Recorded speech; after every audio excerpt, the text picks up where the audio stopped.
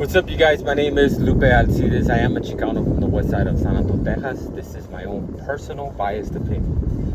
Um, I'll be honest, man. I've gotten very judgmental as I've gotten older. I was raised in the country, and I always tell people that I think kids should be raised in the country so they can learn things like manners and respect. A lot of these kids that grow up in the city, they grow up hard and mean and so angry. They don't have any manners, respect, consideration for others, and I think it's pretty sad, to be honest. I grew up with manners and respect and all that. And yeah, a lot of kids in the city do have good parents that teach them manners and respect and stuff, but a lot of them don't. I mean, you see these kids walking around thinking they're badasses, and it's sad that these people raise their kids to think that that's a thing, that you have to be hard and that you have to be a badass, and instead of teaching them the proper morals and respect, treat your fellow man with dignity and respect, treat each other with dignity and respect, especially those of your kind. But at the same time, it's different nowadays. When I grew up, I was raised to wash your face before you leave the house, comb your hair. I remember, I'll never forget it. One time I was running late because I overslept for some reason, and I was trying to run out the door, and my mom was like, "Where do you think you're going?" It's like, "I'm gonna be late for school." It's like, that's your problem, not mine. You better go in there, wash your face, comb your hair. You're not leaving the house looking like my mom's favorite word was trampa, and I'll never forget. I always tell my grandkids, like, "You look like a trampa," like my mom says. But it's about, to me, it's about, kids are a reflection of their parents, the way they were raised, right? And I think, one, if you let your kids leave the house like that, it's a reflection of the way you're raising them. Two, if you present yourself a certain way in public, on social media, whatever, it's a reflection of your parents' upbringing. Some parents don't care. It's like, "Oh, I don't give a whatever or whatever," but not that it matters what other people think, but you kind of should, because it's a reflection upon you. Do you really want people to think that you did not raise your kid right? And I think it's funny how sometimes we tell people, it's like, "I know your mama raised you right. Stop acting a fool and act right."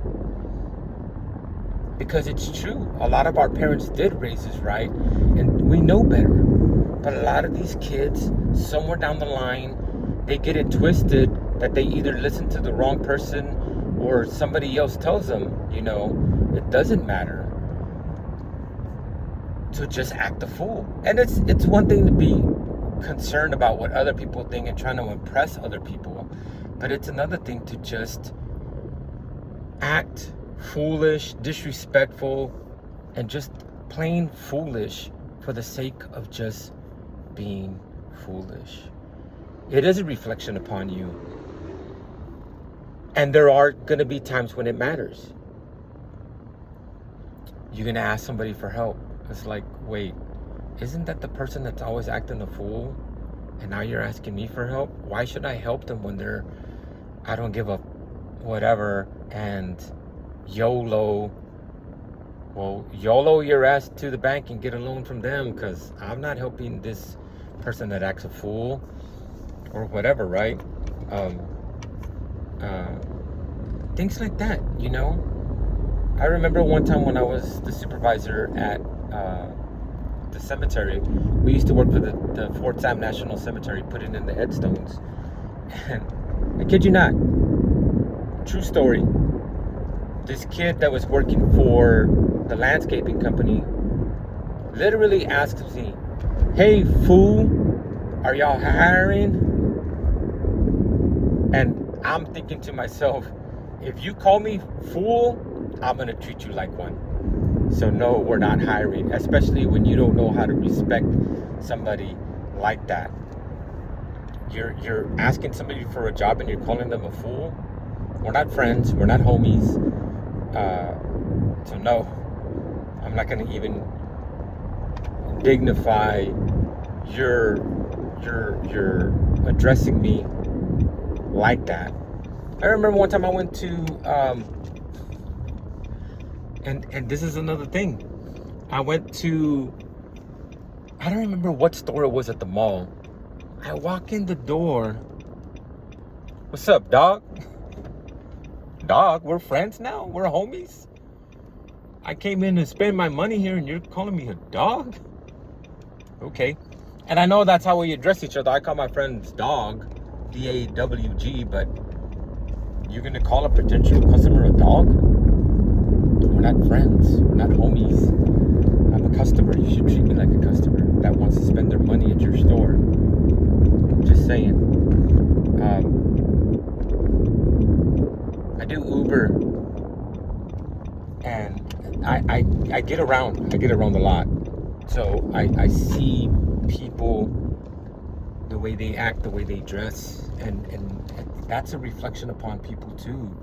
The way a lot of these kids nowadays, and not just kids. I'll be honest. A lot of them are not just kids. Some adults leave the house wearing pajamas. It's like, what kind of society have we become when you're that lazy that you think it's okay? Well, I don't care what people think, so I'm gonna just roll out of bed. Not even gonna put clothes on. Just wear the clothes that my nasty ass slept in all night. Not even gonna wash my face, comb my hair. I'm gonna go to the store like that. And I'm gonna be scratching my butt, touching things at H-E-B for other people to buy.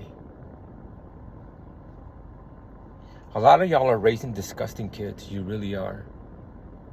And that's an honest accusation, because you'll see a whole family all in their pajamas at the store,